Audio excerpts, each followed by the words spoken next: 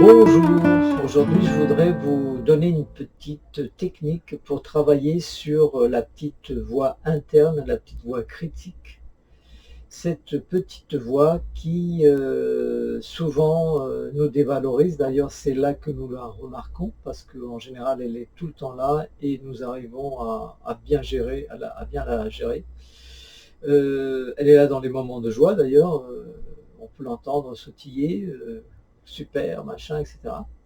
Mais elle est là aussi quand tout va mal. Alors cette voix, quand tout va mal, elle a tendance à même à exagérer les choses, à vous dévaloriser encore plus, avoir un sens critique très très impactant. Alors, comment on va travailler sur cette petite voix? Comment on va pouvoir efficacement la modifier, faire en sorte qu'elle vous embête un peu moins? Eh bien, on va travailler sur les sous-modalités. Alors, c'est quoi les sous-modalités?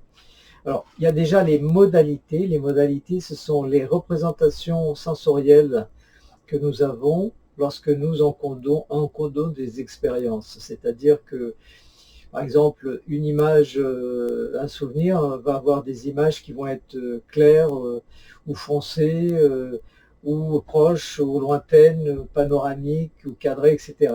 Donc, nous avons une représentation interne qui a été codée comme ça. Et pareil pour les sons, hein, les sons peuvent être graves, aigus, hauts, bas, mono, stéréo, etc. Donc, tout cela est encodé d'une certaine façon pour chacun à l'intérieur de nous en fonction de l'expérience vécue. Et nous, on peut travailler donc sur les modalités en bougeant les sous-modalités qui sont la distinction fine de l'expérience qui a été enregistrée, si je puis dire. Donc, par exemple, donc cette petite voix, vous allez donc la déceler où elle est, puisqu'elle n'est pas au même endroit pour tout le monde.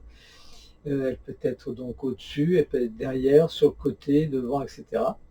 Et cette petite voix, une fois que nous l'avons trouvée, nous allons la déplacer. Tout simplement, vous la déplacez, vous allez voir déjà qu'elle va avoir moins d'impact sur vous.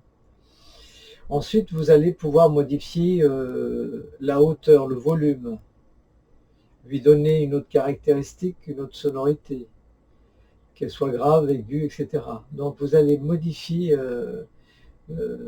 l'aspect de cette voix selon ce que vous voulez.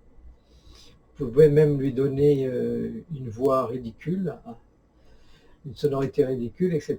Donc, une fois que vous avez fait ça, vous regardez ce que ça fait, et donc vous travaillez dessus à votre gré.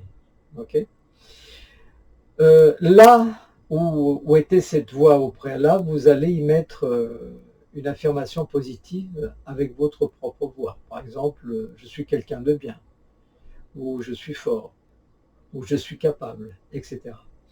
En thérapie, en général, on ne laisse jamais un espace vide. Donc, on va mettre cette affirmation positive. Et puis voilà, faites-en l'expérience, vous allez voir, c'est très efficace. Voilà, c'est une technique très intéressante et efficace de la programmation neurolinguistique. Le fait de travailler sur les modalités et les sous-modalités.